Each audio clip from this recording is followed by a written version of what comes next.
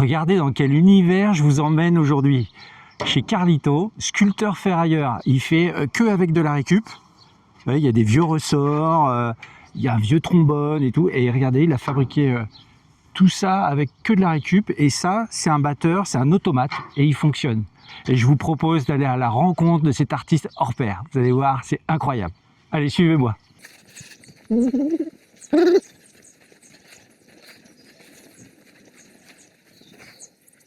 Un samouraï. Voilà, un vieux samouraï avec des vieux ustensiles de ferme. Allez, venez, c'est par là.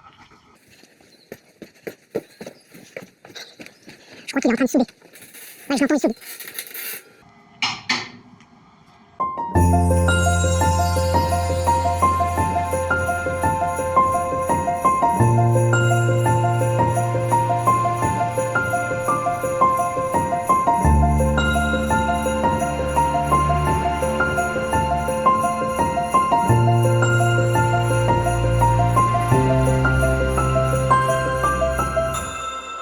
Salut Carlito, comment ça va? Bah, il fait chaud. Ah, j'imagine. En plus, t'es en train de souder. Ouais, c'est ça, ouais. Tu travailles sur quoi? Voilà, c'est une longue histoire. Ouais. Tu nous racontes? Ah, pas de souci. Alors, c'est une tête de lion. C'est une tête de lion, ouais. On appelle ça un massacre.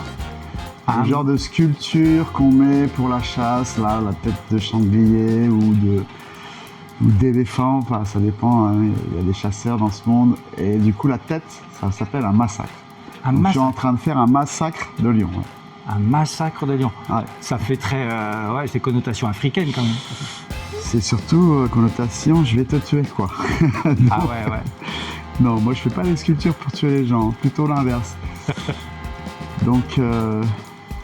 Donc ouais, j'ai essayé de faire un lion parce qu'en fait ça c'est un multi-projet cette tête de lion. Moi je suis à la base natif de Rochefort. Ouais. Et du coup il y a un super projet qui s'est monté il y a quelques années à Rochefort qui s'appelle l'Hermione. Donc la reconstitution d'une frégate à l'identique, à peu près, puisque c'est pas tout à fait à l'identique, il y a des moteurs, mais ils m'ont demandé de faire une sculpture qui sera vendue aux enchères, de façon à rapporter des profits supplémentaires pour l'association qui est un petit peu en difficulté par rapport à la rénovation de ce bateau. Et du coup, cette sculpture est destinée à apporter un peu d'argent dans cette association. Donc j'ai décidé de faire une tête de lion parce que d'abord, moi je suis signe lion, donc ça fait longtemps que je voulais faire un lion. C'est pas mon premier animal, mais ça aurait dû, donc je me rattrape. C'est aussi l'emblème de l'Hermione, c'est sa figure de proue. D'accord. Et c'est présent aussi sur le blason de la ville de Rochefort. Donc ce lion est vraiment un petit dédicace à Rochefort et au lion surtout. Super. Donc l'idée c'était de récupérer des morceaux de métal plutôt sur l'Hermione. Donc j'ai pu récupérer ce stock de bronze qui fait à peu près 100-150 kilos certainement. Là on peut retrouver tout ce qui a été sur l'Hermione à un moment donné, sauf ça. D'accord. Donc ça c'est des clous qui étaient dans l'Hermione pour fixer les grosses pannes de bois, je sais pas comment ça s'appelle, les travées. D'ailleurs on voit que ça a été percé, taraudé pour pouvoir l'enlever et réparer la pièce. Donc tout ça c'est ce qui a été enlevé de l'Hermione et on peut pas le remettre puisque ça a été taraudé. Et c'est du bronze pur. Donc tout ça c'est du bronze sauf ça, c'est du cuivre mais ça va avec. Donc ça c'est des plaques de cuivre qu'il y avait dans le bateau. Ils ont récupéré des ronds poinçonnés pour faire des pièces à l'effigie de l'Hermione pour la boutique. Mais ça vient aussi de l'Hermione, ça a fait des allers-retours à New York ça. D'accord. Par bateau mais en mode Christophe Colomb quoi. Donc là c'est ta matière première pour créer après encore... Ça c'est la matière première de l'Hermione pure. Ouais. Que je fais fondre à l'aide d'un four. Donc tous ces petits clous là, hop, je les mets dans un creuset. Là, je peux mettre 12 kilos, c'est quand même assez conséquent. Je le prends avec la pince là. Je mets les clous, et ça c'est par exemple ce qui reste de la dernière fonte. Donc excellent. C'est du bronze, ça fait 4 kilos ce truc. Donc voilà, l'objectif c'est de faire refondre des pièces en bronze, mais un peu à la malgache. Hein, Pourquoi tu dis malgache? Parce que moi je suis d'origine malgache, mon père était malgache, mais je suis aussi polonais du côté de ma mère, donc quand je fais des trucs un peu comme ça, je dis à la malgache, mais ça pourrait être aussi à la polonaise. En tout cas, c'est la récup en premier, le credo. Donc moi je travaille sur effectivement les méthodes de récupération et j'essaye de leur donner une valeur artistique. D'accord. Donc ça m'arrive de faire des sculptures comme celle-ci, mais là c'est une envie que j'ai. Mais à la base, quand j'ai commencé la récup, c'était avec des canettes et des capsules. Donc c'était il y a 25 ans. Je faisais des tableaux en capsule, après j'ai fait des trucs en 3D, collés à la super glue. Je découpais, j'avais des catalogues entiers de couleurs de canettes que je mettais dans des classeurs. Je me suis fait la Joconde en canette, ou le Baron Rouge en canette avec des moteurs de magnétoscope. Ça c'était mes premières sculptures. D'accord, mais depuis ton adolescence, quoi, tu étais là-dedans, quoi. Ah non, l'adolescence, non, dans l'adolescence j'étais dans le handball. Ah oui. C'est ma première vie de sportif.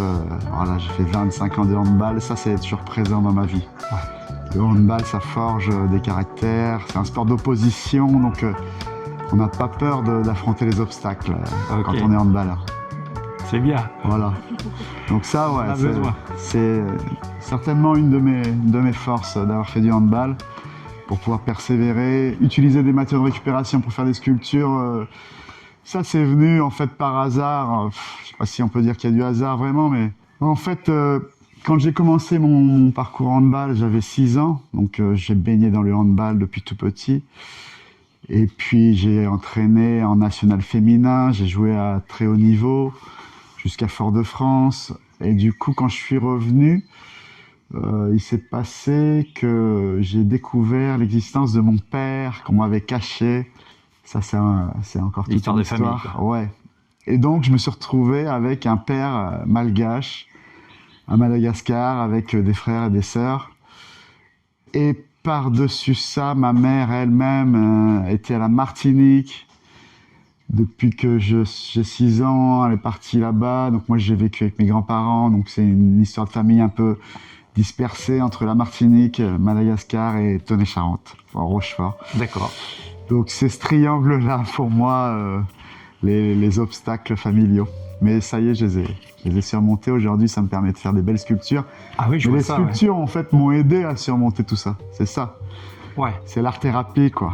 De l'art-thérapie, puis là, t'es à fond, tu fais des choses. Alors, t'as quoi comme matériau de récup? Là, t'as de tout. Je vois des boules de pétanque. Alors là, il n'y a pas de limite. Hein. On va aller voir dans ma matériothèque. Moi, j'appelle ça ma bibliothèque tout à l'heure, mais il n'y a pas de limite, en fait. J'essaye de prôner sur tout ce qui est rouillé, en fait. Les vieilles pièces sont la plupart du temps rouillées. Donc, si elles ne sont pas rouillées, patinées, ça ne m'intéresse pas vraiment. J'ai envie que l'objet se retrouve, qu'on sente l'histoire. Ouais. Donc, essayer de le moins déformer possible les objets récupérés, qu'on garde l'idée de cette fonction, qu'un jour, ce nez, ça a été une boule de pétanque, quoi. Ouais. Donc là, ça c'est des trucs qui cultivent la terre, ça c'est pour faucher. Il y a des vieilles équerres, des anneaux, de la boulonnerie de plomberie, d'anciennes forgeries. Ça c'est de la tôle ondulée. Voilà quoi. Alors ça c'est mon premier essai en bronze coulé. Coulé comme une corde, quoi. Ouais. J'ai fait mon sable, mon argile mélangé, et puis j'ai fait un moulage de la corde, je l'ai enlevé et j'ai coulé ça. Comme ça, ça leste bien le socle. Et puis je commence à intégrer des parties de l'Hermione, parce que c'est une sculpture qui est quand même destinée pour une vente aux enchères au profit de l'Hermione. Donc ça me tient à cœur de mettre des pièces de l'Hermione dedans. Ouais, tu m'étonnes. Ouais, c'est bien. Donc il reste toute cette partie crinière là que je suis en train de créer. Et là, ça va être une autre étape, mais ça va être une étape plus sculpture pure, c'est-à-dire que je vais carrément prendre des pains de plastique qui sèchent à l'air. Hein. C'est des trucs vraiment bon marché. et recréer des parties à sculpter, lisser pour faire plus de détails sur les sourcils et tout. Et pareil, faire des moulages de la crinière, tout ça en plomb, en bronze. En bronze, ouais. Et du coup, il manque toute la partie bronze. Donc ce côté doré là, on va le retrouver dans la crinière et souligner un peu ses traits comme son maquillage, quoi. Chouette. Donc c'est la dernière étape. Ça va peser 1 tonne, ta sculpture. Non, c'est pas très lourd là. Ça en fait, qu'on voit. Voilà, c'est creux, hein. C'est Ok. c'est ça qui pèse plus que ça. Ok. Mais au moins c'est démontable, c'est mieux. Pour charger, c'est mieux en 2 parties. Et donc ça va être mis aux enchères, vendu aux enchères. Ouais, c'est ça, je sais pas ce qui va en advenir, écoute. C'est quand la vente aux enchères? Eh ben, ça serait probablement fin août, le 27 août, je crois. D'accord. Là-bas, À j'imagine. Anglette. À Anglette. Ouais, là où est l'Hermione en réparation. Ok. Donc à suivre. 27 août à Anglette, j'y serai. Si vous voulez l'acheter, pas de problème. On verra. Donc voilà, là tu vois, c'est vraiment, quand on va à l'arrière, c'est vraiment de la récup, quoi, pure, hein. Il n'y a pas de secret, quoi. Oh, mais il y a tellement de récup à faire. C'est ça, ben allez, je vais venir vous montrer la bibliothèque. Mais, On te suit. bah, déjà, ici c'est une ancienne ferme, c'est la plus grande ferme du coin. Ok. Donc il y a pas mal de terrain autour. Pour moi, pour le stockage, c'est quand même pas mal. Et du coup, j'ai investi cette stabule comme un atelier ferronnerie où il y a quand même pas mal d'outils pro. Donc Ouais. ici, je peux sortir des sculptures qui font 8 mètres de diamètre sur 5 mètres de haut sans problème. Ouais. Donc ça m'est arrivé de faire des sculptures publiques, visibles à Poitiers ou ailleurs, hein, pour d'autres compagnies, des grosses compagnies d'art de rue comme Carabosse. Ouais, parce que tu travailles aussi bien pour les institutions comme les mairies et des choses comme ça que pour les. En fait, moi je suis le intermittent spectacle. du spectacle Ouais, voilà. depuis une grosse vingtaine d'années maintenant. Même si à la base j'ai plutôt, je dirais, une formation de sportif que j'ai transformée en formation soudure en plus, et du coup je me suis mis à mon compte en tant que sculpteur en même temps. Donc je cumule l'intermittent du spectacle et les sculptures monumentales sur rond-point ou sur commande, que ce soit pour des entreprises, des municipalités ou d'autres artistes aussi. Ouais, parce que tu navigues dans un milieu artistique où tu rencontres d'autres sculpteurs comme toi. Et, Bah ouais, là c'est ça, c'est sûr qu'il y a... D'abord il y a un réseau purement artistique où là, bah, quand je fais une sculpture comme ça, elle est signée Carlito. Mais il y a aussi une activité artistique, je dirais, décor. Décor pour des grands spectacles ou même des petits accessoires. Ça m'est arrivé de faire un tricycle électrique avec toute une sonorisation dessus, mais tout rouillé. J'ai fait une secoupe volante pour un DJ, donc c'est vraiment des accessoires de scène. Pour Carabosse, c'était des structures qui sont gigantesques, qui tournent avec du feu.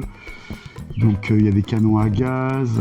J'interviens aussi en lycée pro avec des cycles où par exemple avec Louis Delage à Cognac, on avait fait une tête de dragon de 6 mètres de long, mécanisé, avec 11 classes. Enfin, c'est assez diversifié en fait mes activités. Ok. J'interviens de plus en plus en lycée. D'ailleurs, je pense que je vais plutôt finir prof de soudure que intermittent du spectacle, mais bon, c'est en cours. Ok. Donc voilà, là ouais, c'est sûr que le réseau est très large, mais ça reste artistique. Donc Oui. ça, c'est mon leitmotiv. De façon à faire que de la pièce unique, plutôt que de rentrer dans l'artisanat et faire des choses à répétition, ou vendre des... Je fais très peu d'expos, je fais pas de vente. Là, je travaille uniquement sur commande. Voilà. Ouais. Et qu'est-ce qui te plaît dans cette matière, dans ce travail avec Eh ben, sur tous les psys que j'ai réussi à avoir dans ma vie, il y en a un qui m'a dit un jour, mais vous savez, monsieur Boué, ce que vous faites, en fait, c'est vraiment à l'image de vous. on vous a jeté, donc un petit peu familialement c'était compliqué. Vous récupérez ce qui a été jeté pour faire quelque chose de différent. Et du coup, voilà, mon travail est là, c'est que on a beau jeter les choses, on peut pas faire sans voir la possibilité qu'il y a même dans les déchets. Donc moi j'aime bien réutiliser ce qu'on jette. On pense que c'est fini, mais non, c'est jamais fini. Ça me plaît bien. Et puis il y a aussi le côté esthétique. Moi, c'est la rouille qui me plaît, quoi. Donc quand je livre quelque chose, sur le devis, je mets toujours livret brut parce que j'ai envie que la sculpture vive. À la limite, on peut la fixer à un moment, la vernir, mais c'est important que ça soit brut et sans la déformation de l'objet. Donc j'essaye de garder un peu comme un archéologue avec des vieux objets agricoles qu'on ne retrouvera pas bientôt. On les retrouvera dans mes sculptures, dans les musiciens qui sont devant. Il y a pas mal de pièces qui ont une histoire, quoi. Donc ça, on c'est voit cool. ça, ouais. Bon, vous avez vu les musiciens devant? Oui, on est parti de là. Ah d'accord, ok. Bon, en fait, c'est des automates, ils sont tous mécanisés. Donc je peux les brancher, ça marche avec des moteurs 12 volts, de récup. Il n'y a que de la récup dedans, c'est vraiment zéro investissement. Comparé à des structures spectacles où là, tu es obligé d'acheter des matériaux neufs, voire passer des bureaux d'études pour le public, etc. Là, j'ai beaucoup plus de liberté. Et ça, c'est quand même vachement intéressant, de pouvoir se lâcher comme un vomi, une boule qui t'a envie de cracher. Et voilà, moi, je crache des trucs comme Garder ça. ta liberté, ta souveraineté dans ta création. Ouais. J'aime bien faire face à des commandes ou des demandes un peu particulières. Quand on me demande, un DJ me demande, il veut un vaisseau soucoupe volante, parce que lui, il est habillé en extraterrestre. Dédicace à Hugo, le martien. Nanas. Si tu nous entends. Ouais. Et du coup, j'aime bien répondre à quelque chose que quelqu'un voudrait. Je sais pas comment expliquer. Fabriquer l'idée que tu as, quoi. Mais avec Ok, voilà. Ça, de toute façon, je pourrais pas faire sans, mais en tout cas, me rapprocher le plus possible du souhait de mon commanditaire. Voilà. Et vraiment travailler avec. Là, je travaille sur une sculpture publique à Poitiers. J'espère que je vais être pris. Sur un arbre de correspondance où les gens peuvent mettre des messages et en enlever. Donc un truc dans un parc. Et quand tu dis que tu espères être pris, ça veut dire que c'est un appel d'offres? Ça, c'est un appel à projet, oui. Sur la ville de Poitiers, c'est une possibilité qui s'appelle projet participatif. Donc c'est très intéressant et ça demande au public de chaque quartier quelle structure il pourrait avoir envie dans un parc ou est-ce que des bancs, un barbecue. Donc ils ont lancé des appels d'offres et puis plusieurs artistes du Poids-de-Vin répondent, donc j'en fais partie. J'en ai déjà fait une aux 3 cités et on verra sur cet arbre de correspondance à suivre.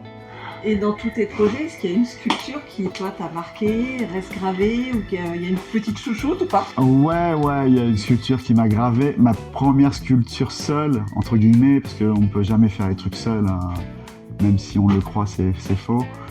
Mais c'est à Rouillac, la première fois où on m'a permis de faire une sculpture monumentale. Monumentale, ça veut dire 8,50 m. Donc c'était dédié à faire une sculpture dédiée aux bénévoles du festival Les Sarabandes des Bouchots, qui a tous les ans, super festival, en juin, c'est bientôt.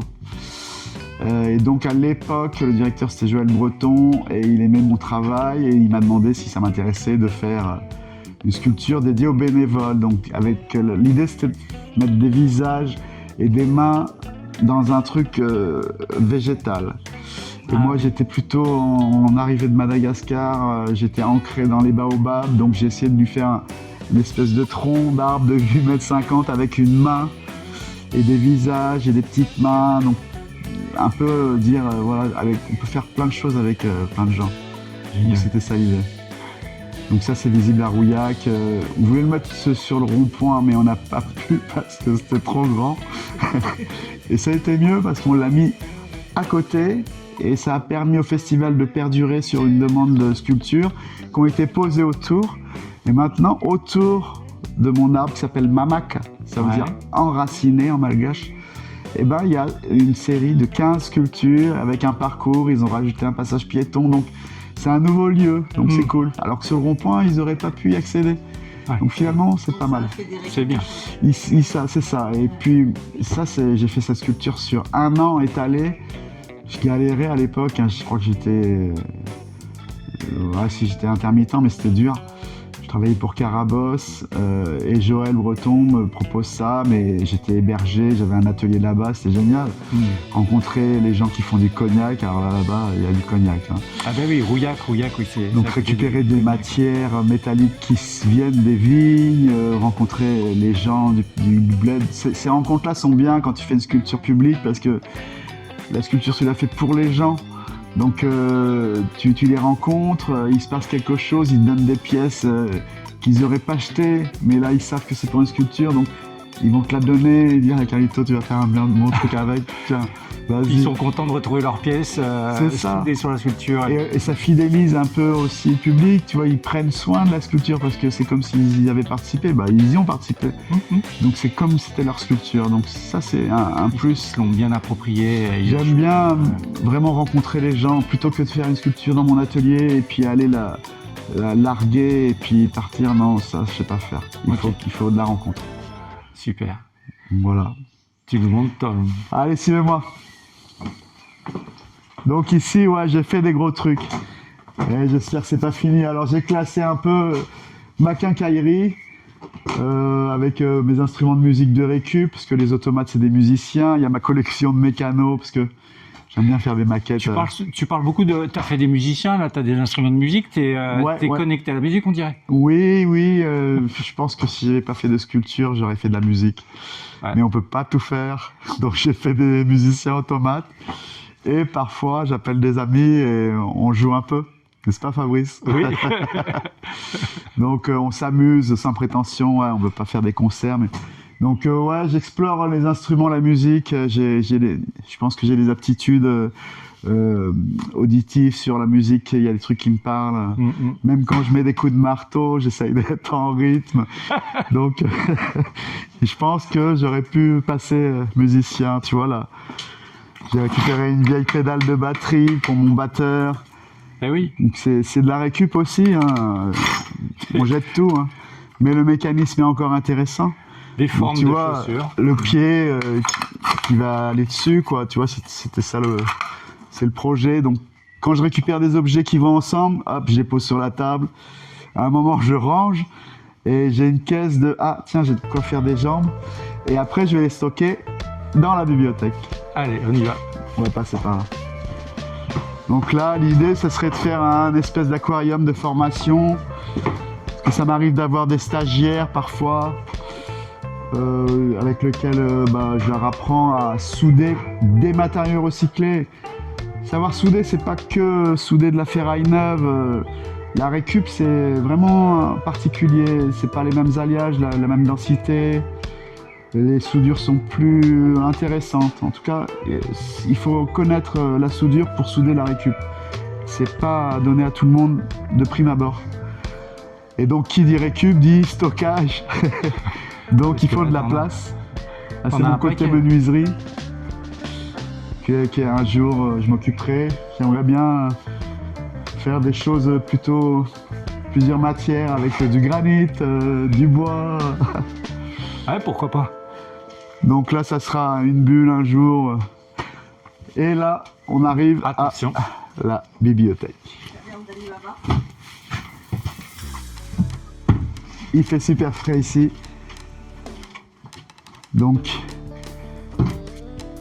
quand je suis en mode c'est génial l'ambiance. récup, triage.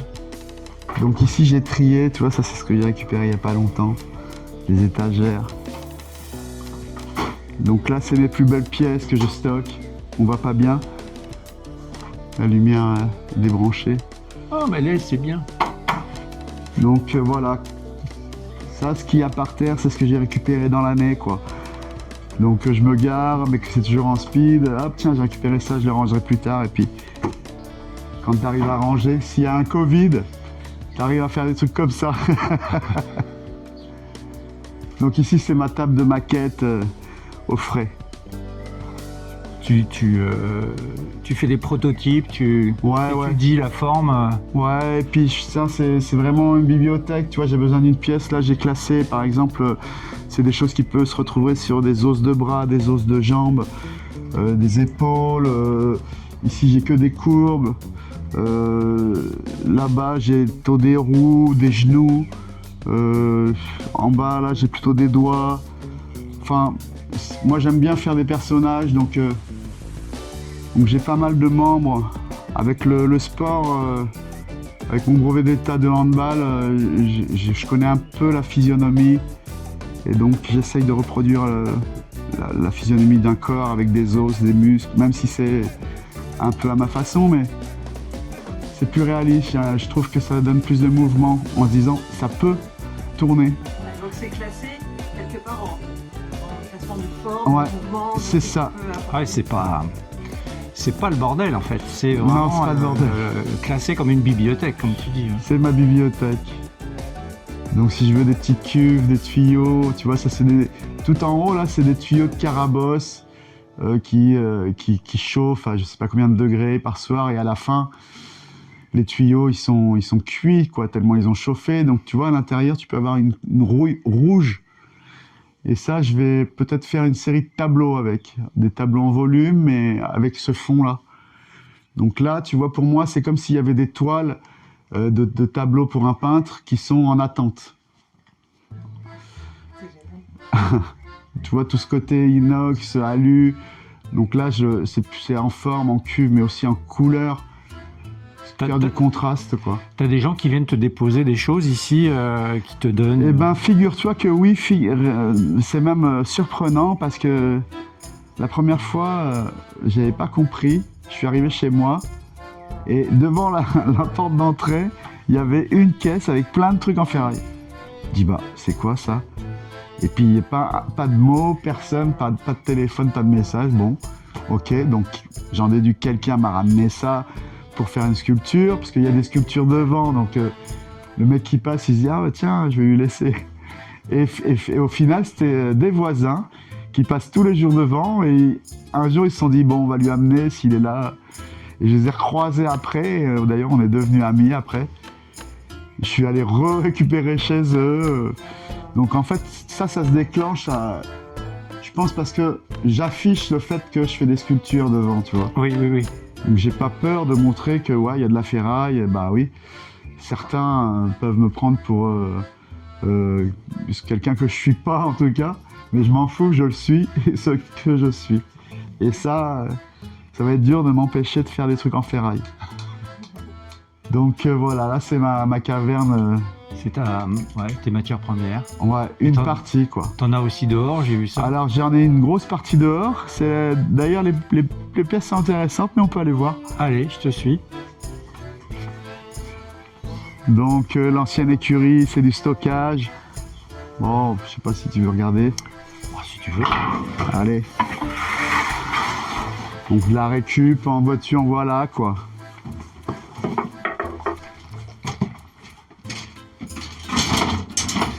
Avec une belle porte de HY, j'ai récupéré un stock de pièces pour plombier.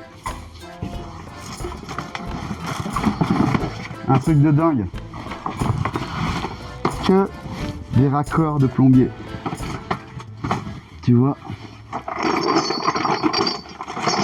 il y a toutes les tailles, des U, des courbes. Donc tu vois, typiquement pour moi, ça c'est par exemple, ça peut être un poignet ou un truc, ou même pour faire de l'ameublement, même si je fais pas trop d'artisanat, mais donc ça c'est des récup, tu dis bon ok, allez je vais le stocker là en attendant.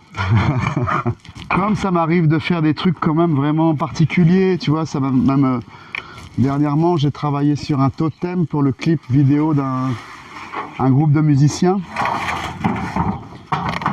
qui sont devenus mes amis. Johnny Montreuil, pareil, dédicace. Donc sur leur album, le dernier album s'appelait Zanzibar. Et ils sont en train d'en faire un nouveau en ce moment. Et du coup, ils m'ont demandé de faire une enseigne lumineuse un peu à l'américaine, là, mais avec écrit Zanzibar. D'accord. Donc ils m'ont filmé en le faisant. Bon, peut-être on pourra mettre un lien sur le clip, c'est Ah oui, génial. oui, oui, avec plaisir. Hein. Et du coup, ça finit avec le truc qu'on allume, et donc des enseignes lumineuses, la bidouille, des feux d'artifice. Donc encore un truc nouveau, c'était sympa. Donc là, tu vois, c'est une partie des objets que j'utilise le plus. Un hérisson en bouteille. Les formes. Tu vois, là, il y a vraiment des choses intéressantes, déjà rouillées. Des trucs... c'est antédiluvien, les machins, c'est des trucs de calèche. Tu vois, pour mettre un fiacre, pour mettre le... Ah oui, la oui, la bâche. capote là. Donc tu vois, c'est des trucs, ils sont déjà courbés. C'est forgé à la main, donc c'est un truc de dingue. Donc, tu vois, ces pièces-là, et même les pièces de charrue, ça c'est des trésors. Je participais à un concours de sculpture qui s'appelait la Nuit des soudeurs. La première fois, c'était il y a 15 ans au moins. Et super festival, pareil, dédicace, la Nuit des soudeurs, Granville. Du coup, j'avais fait un fauteuil avec ça. Et il y avait un mec qui avait kiffé, ça faisait un peu fauteuil gynécologique. Tu vois, tu pouvais mettre tes pieds, mais il avait kiffé ça. Écoute, tu vois, regarde là, j'ai 100 kilos de fer à cheval. Oh là là. Donc moi, c'est les courbes qui m'intéressent, quoi, les beaux objets, les beaux engrenages. Même ça, tu vois, c'est intéressant, même si c'est assez classique, mais je les démonte et je les détourne. Il y a vraiment de tout, de tout, de tout. Tu vois, des mécanismes d'anciennes balances, un peson, mais c'est des belles pièces, métalliquement parlant.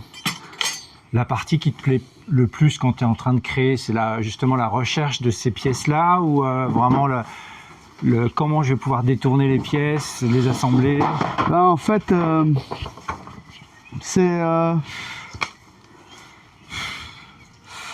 c'est dès le départ, dès que je tombe sur une pièce où que je sois, hein, que ce soit à la déchetterie, ou même si c'est difficile de récupérer, mais j'arrive toujours à négocier, hein, c'est au moment où je vois l'objet que j'ai l'idée.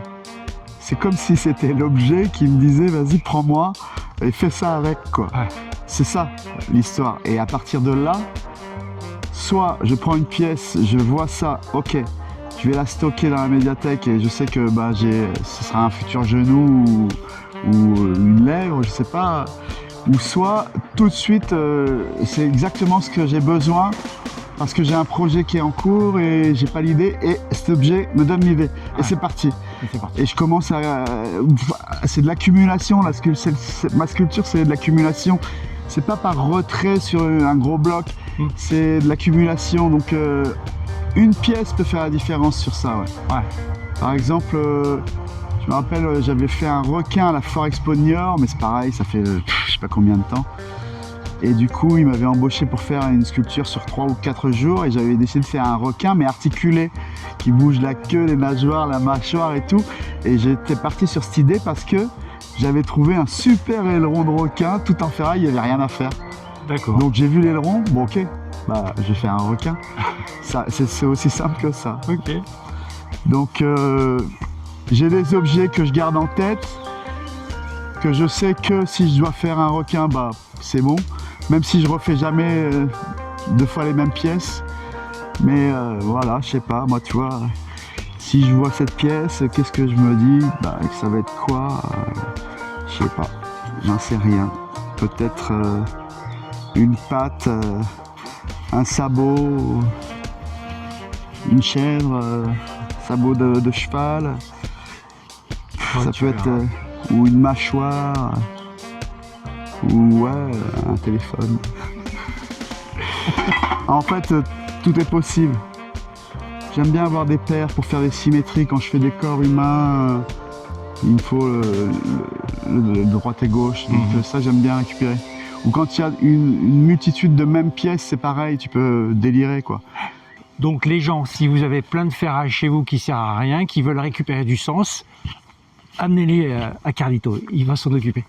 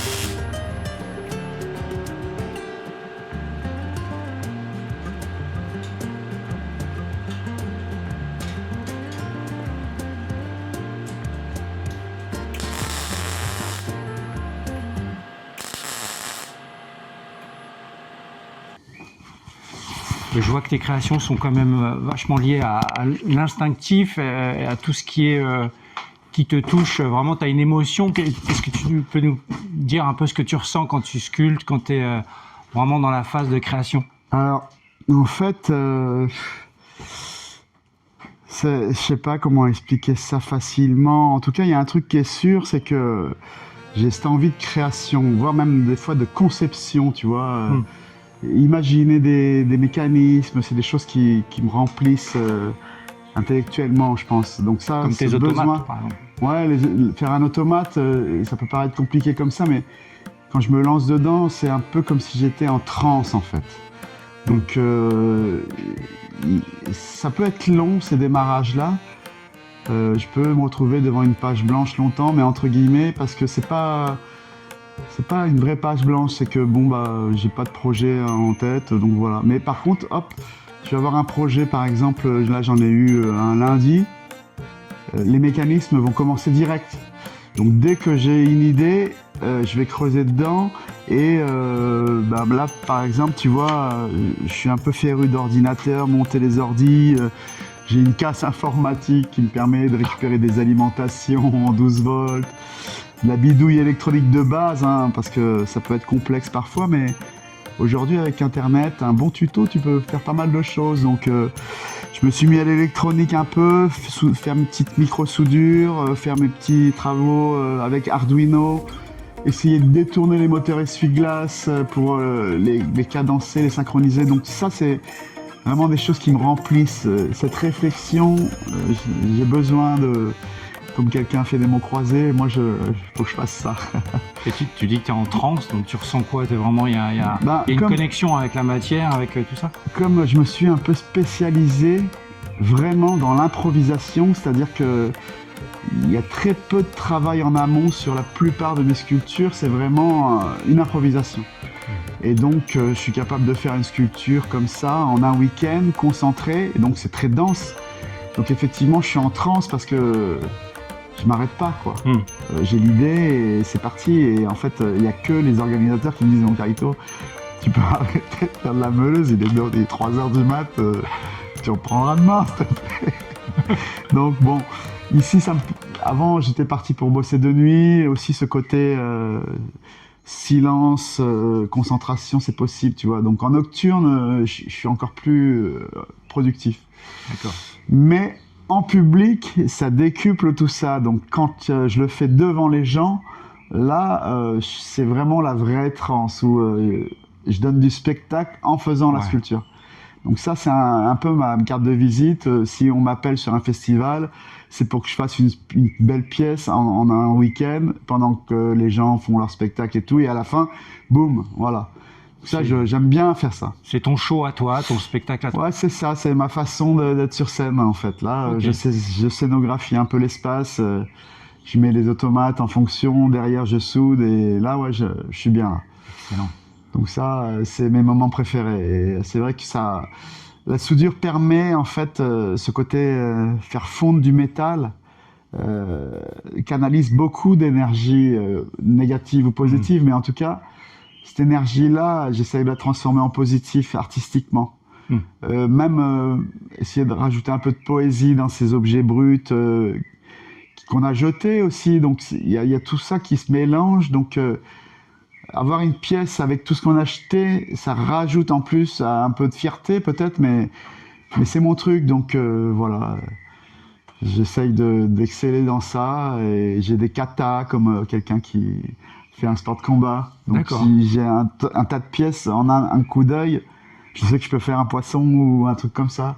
Ah oui, t'arrives à j'ai cette faculté de voir la pièce et d'imaginer en 3D tout de suite, sans passer par le dessin. Donc c'est pour ça que ça reste vraiment ce côté improvisé. J'ai un tas de pièces que j'étale comme si c'était un vide-grenier devant les gens et c'est parti, et avec l'accumulation, et à la fin, ça donne un lion. Donc c'est mon truc. Et je kiffe faire ça. Ouais. Et tu disais tout à l'heure que tu travaillais avec des artistes.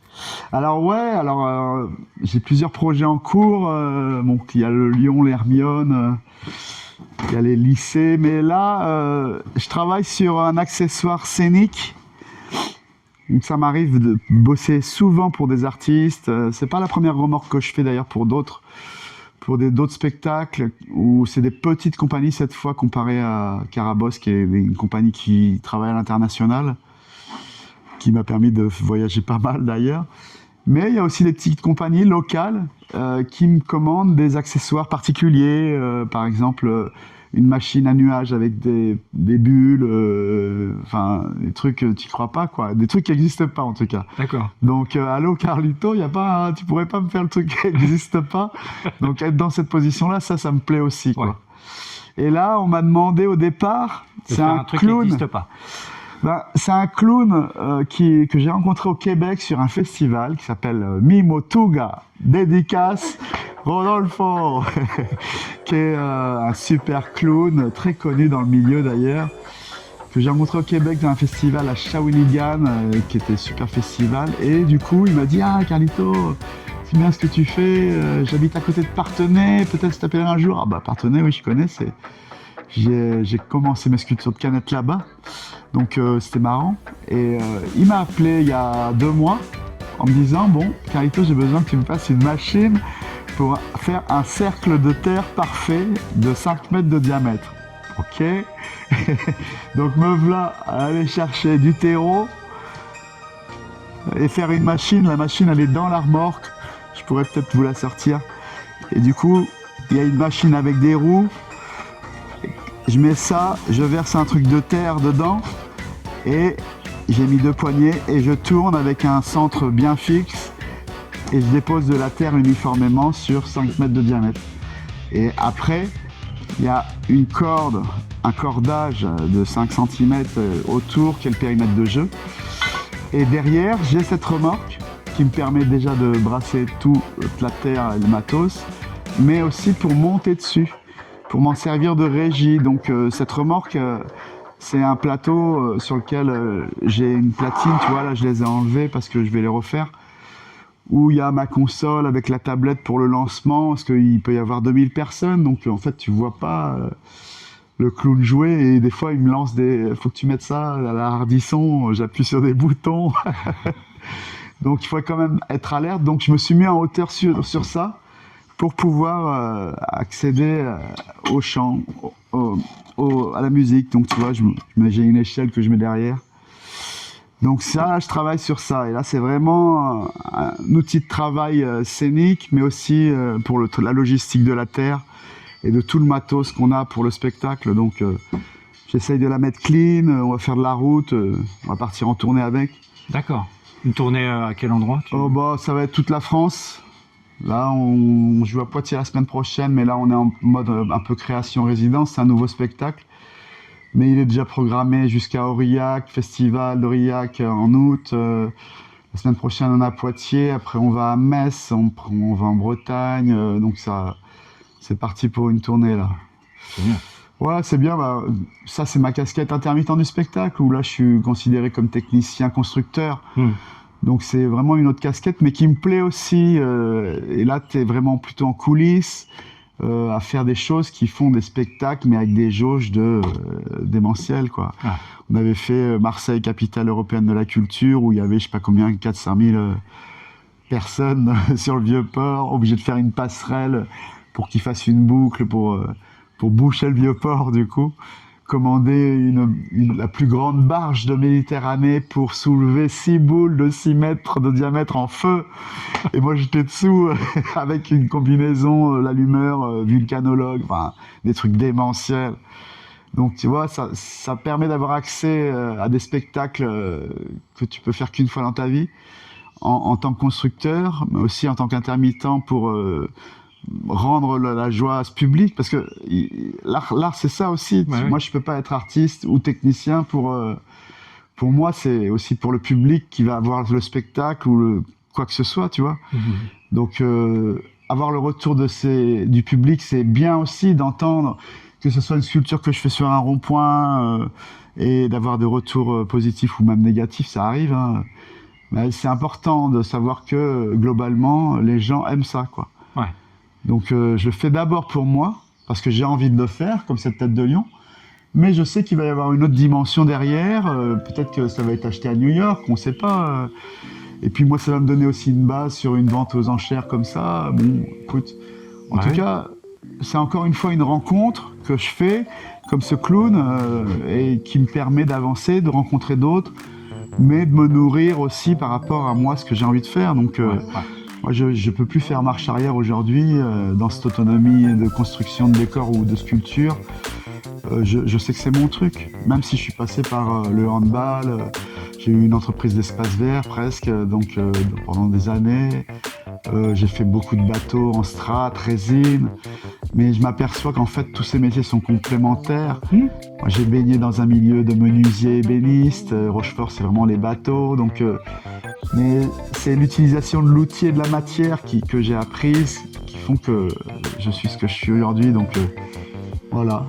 Qu'est-ce que tu dirais à des jeunes qui aimeraient se lancer là-dedans Eh ben, en fait, moi, j'en parle souvent, enfin, souvent, non, je commence à en parler à ma fille, elle a 11 ans. Et du coup, moi, ce que je me dis, c'est que de toute façon, il faut prendre une multitude d'expériences pour trouver celle qui nous plaît le plus. Parfois, on ne la trouve pas. Mais il faut la chercher en tout cas. Donc, il faut multiplier les expériences et savoir que ça, on ne le fait pas, on ne le fera plus. Ou, ah, je veux essayer de voir ça.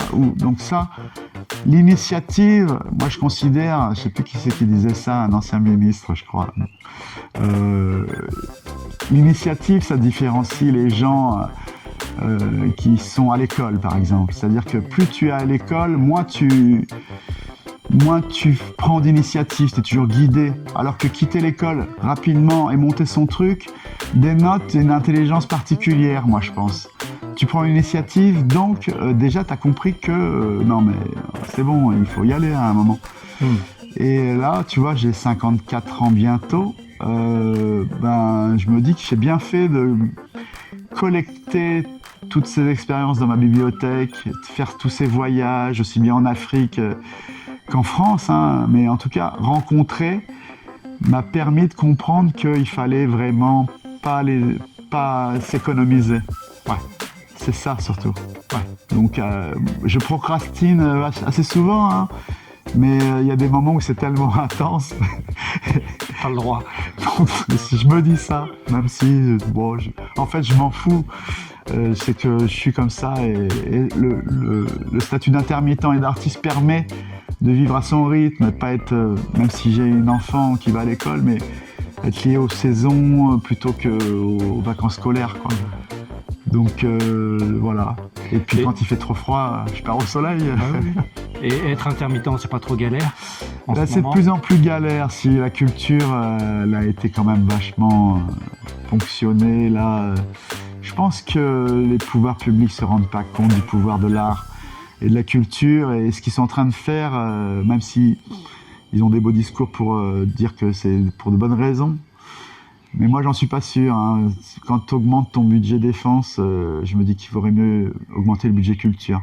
Ça aurait beaucoup plus d'effet, beaucoup plus d'impact. Plus de sens. En tout cas, plus pour la paix que la défense. Pour l'humain et la rencontre. La rencontre, c'est obligé. C'est pour ça, faire du nouveau plutôt que de le détruire. Et en sachant que même si ça m'est arrivé de travailler récemment à Châtellerault, où ils voulaient détruire un bâtiment, avec l'histoire du quartier, le quartier des Renardières, dédicace, Antoine. Et ben c'était à base de matière de récupération du bâtiment qui avait été démoli. Donc il y avait des tonnes et des tonnes de ferraille, de cuivre, de tout. Et ils m'ont demandé si ça m'intéressait de participer à ce projet, de faire revivre quelque chose à la mémoire de ceux qui avaient habité dans ce quartier, donc refaire quelque chose de positif. Parce que bon, ça crée des choses quand tu déménages des gens pour détruire leur bâtiment et la vie de quartier qu'il y avait disparaît. Tu as beau refaire un nouveau quartier, bon. Cette sculpture, c'est pas non plus, ça remplace rien. Ouais. Mais ça aide à passer un peu, dire ah tiens ouais, mais ici faire passer la pilule quoi. Le souvenir. On a fait une petite agora autour, c'était un arbre avec des feuilles. J'ai fait découvrir, il y avait un centre aéré à cette époque-là où j'ai fait découvrir aux gamins comment découper au découpeur plasma, faire leur nom dans les feuilles de l'arbre. Donc eux, je sais pas, les plus jeunes, ils avaient 7-8 ans, donc eux, ils vont vivre avec ces sculptures toute leur vie, tu vois. Ils y ont participé, il y a leur prénom dans l'arbre. Donc c'est une nouvelle histoire pour eux, C'est ça. à partir des objets d'avant. Donc ça, c'est intéressant. Il y a un cycle qui s'éteint, un autre qui redémarre, une page qui se tourne. Ça s'arrête pas, ça c'est sûr. C'est la vie, ça. hein, c'est le cycle de la vie. Donc c'est ça, c'est un peu... tu vois, tu me parlais de l'intermittence du spectacle. Ça me dérange pas de travailler sur des trucs très mécaniques, techniques, parce que je sais que c'est aussi pour faire du spectacle derrière. Et Dieu sait que ce clown, Mimo Touga, il a vraiment un potentiel de donner beaucoup de choses aux gens. Donc cet objet va servir à ça aussi. Donc c'est pour ça que j'ai besoin aussi de faire ça. C'est pas la même ampleur, c'est pas la même, mais ça va au même endroit. C'est ça. Donc voilà, il faut du matos pour faire ça, mais j'ai plus ou moins ce qu'il faut en matière. T'as vu, j'ai ce qu'il faut.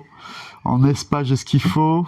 Je suis quand même assez heureux aujourd'hui, même si commencer artistiquement, ça a été dur. Hein. J'étais RMI, canette, capsule, t'imagines, c'est pas glorieux, hein, mais moi j'ai essayé que ça le devienne, en fait. Voilà.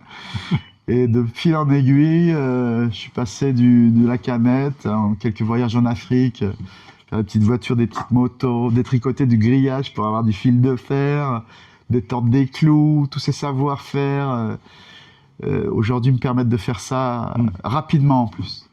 Donc, je disais tout à l'heure, c'est des katas. Voilà, j'ai des gestes, je réfléchis pas, je suis dans ma transe. Et voilà, là, je sais ce que j'ai à faire, j'ai tout préparé. C'est une autre transe. Tu as accumulé du savoir-faire à l'image de tes sculptures, quoi. C'est ça, ouais. C'est ça. C'est vraiment surfer sur ce qui arrive. Parce que, tu vois, le plan de l'Hermione, moi, j'ai pas grand-chose à voir avec l'Hermione à part Rochefort, mais je vais travailler à Rochefort, je travaille sur un restaurant à la Casalotti, dédicace Patrice et Lolo. Ils m'ont donné carte blanche pour faire la déco de l'entrée du restaurant, qui est un super restaurant. Donc je leur ai fait une Porsche, un Casalotti, tout en ferraille, en grenage, allez voir. Et du coup, c'est ça qui m'a amené sur l'Hermione, parce que j'ai rencontré les gabiers de l'Hermione, l'association. Même si je suis natif de Rochefort, je suis parti de Rochefort. Et là, revenir à Rochefort me permet de dire, oui, aujourd'hui, je suis artiste et je fais quelque chose pour la ville. Donc ça aussi, c'est important pour moi. Excellent. Donc voilà, un peu ma boucle et commence à se boucler, et ça, je suis content. Bon, bah génial. Il y a encore plein de choses à faire. Ah, ça, c'est sûr.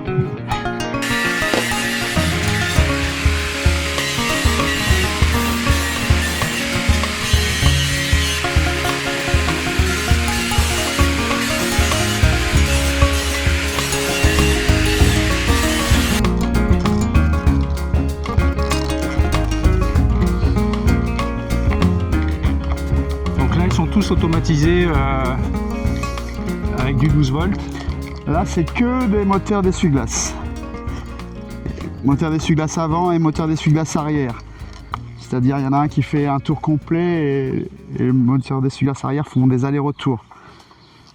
Donc j'essaye de détourner ça pour retrouver quelque chose de plus ou moins synchronisé à un moment donné. Je voudrais qu'ils jouent tous ensemble. L'objectif de ce projet-là, c'était d'abord de faire un automate. Du coup, Zoprod faisait un dédicace. Zoprod.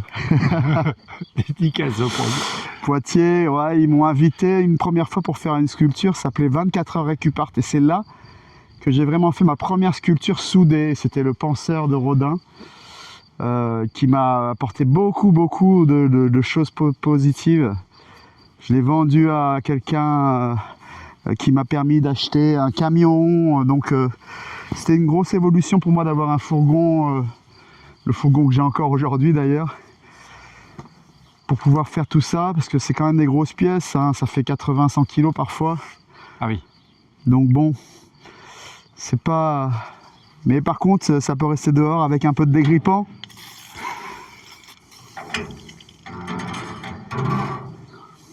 Ouais, parce que tu les laisses dehors toute l'année quasiment, non? Bah, c'est des moteurs essuie-glace, hein, donc ça craint pas. Hein. Moi, j'aime bien, c'est des sculptures extérieures. Une fois, on m'a commandé une ville qui s'appelle Beach, des automates, mais ils voulaient un chat et des poules. Donc j'avais fait un petit chat, grandeur nature, toujours à l'échelle 1, souvent ce que je fais, qui bouge la queue et la patte, fait avec que des clés. J'avais fait 2 poules, une qui picore et une qui gratte. Et ils avaient appelé ça des sculptures d'alarme. Donc j'avais mis un détecteur de mouvement et dès que tu passais devant, il y avait toute la ménagerie qui s'activait. Et ça m'a amené sur ça. Et je me suis dit, parfois je les expose avec un détecteur de mouvement et tu arrives, les sculptures sont statiques, quoi, comme une sculpture. Mais en fait, dès que tu t'approches, ça s'enclenche. Et là, il se passe quelque chose. J'aime bien voir les réactions du public quand ils sont là et qu'ils découvrent que ça bouge. Donc ça, c'est cool. Donc sur ça, par exemple, je fabrique l'instrument de musique d'abord. Donc ça, c'est mon côté musicien qu'on parlait tout à l'heure. Et j'essaye de faire un instrument qui est jouable. Donc je me sers de mes copains musiciens. Ouais. Je clone les instruments. J'essaye de faire des répliques en métal, mais qui sonnent. C'est beaucoup plus facile. Et après, je fais l'automate qui joue dessus. Celle-ci, je l'ai fait à Musique à la rue en plein festival. Donc ça, c'était une performance. D'accord. Et j'ai fait l'automate qui jouait dessus à Zoprod en performance sur une semaine. Pareil, performance sur une semaine, Zoprod. Ça, je l'ai fait il y a quelques semaines. C'est mon dernier musicien, Zoprod. Et ça, c'est Zoprod aussi, une tromboniste, mais qui bouge le torse. Ils sont un peu compliqués à régler. Je vais alimenter que le contrebassiste, mais je vous assure qu'ils bougent tous. Et donc, quand tout le monde s'actionne, c'est quelque chose. Et mon objectif, ça serait de faire un pupitre avec lequel les gens pourraient jouer, augmenter ou accélérer le rythme. Donc ça, c'est Ah ouais, c'est ça le projet. C'est de la musique de récup en fait. Voilà, où tu peux jouer avec cet instrument, tu es le chef d'orchestre avec des boutons. Bon. Mais c'est à temps perdu que je fais ça. Ouais. Donc on va brancher celui-ci.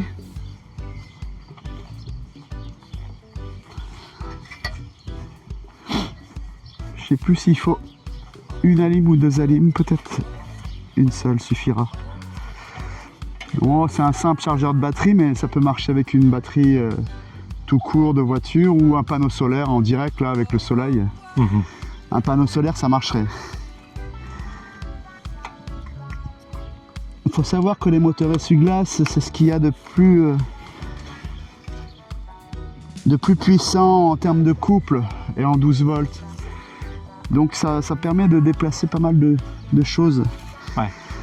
En termes d'énergie, c'est pas mal et c'est très résistant, quoi. Donc ça, c'est cool aussi.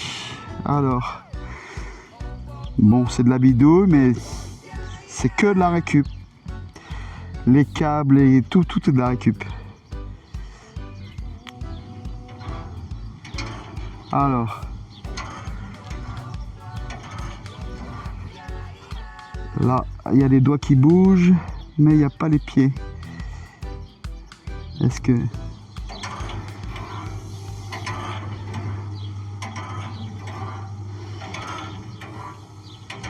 Il va y avoir un truc qui est déconnecté.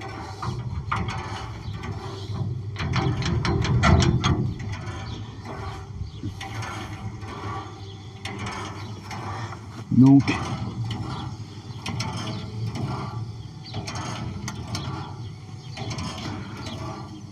voilà par exemple, on peut donner ça. Je peux essayer de brancher le batteur vite fait. Ouais.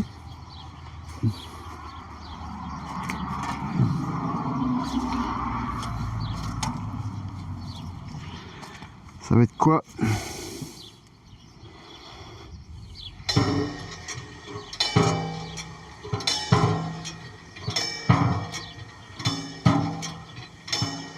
Après, suivant si tu déplaces.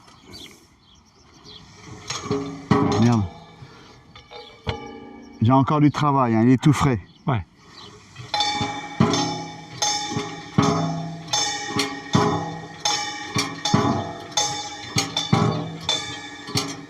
Donc voilà, il y a ça, et les 2 pieds c'est pareil. Là, je sais pas si les 2 pieds ils vont vouloir bouger. On va voir, peut-être.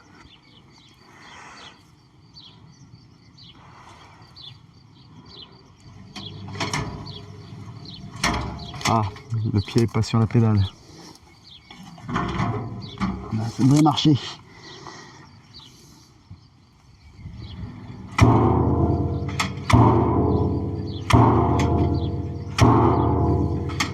Charlet, c'est pareil, il est pas mal réglé. Donc voilà, Ok, super. ça peut donner ça. Lui, il tape sur la percu, c'est 2 simples moteurs aller-retour, et lui, il coulisse, elle plutôt, et elle bouge la poitrine comme si elle prenait la respiration. Et en plus, il y a à force, avec l'inertie du mouvement, elle se balance.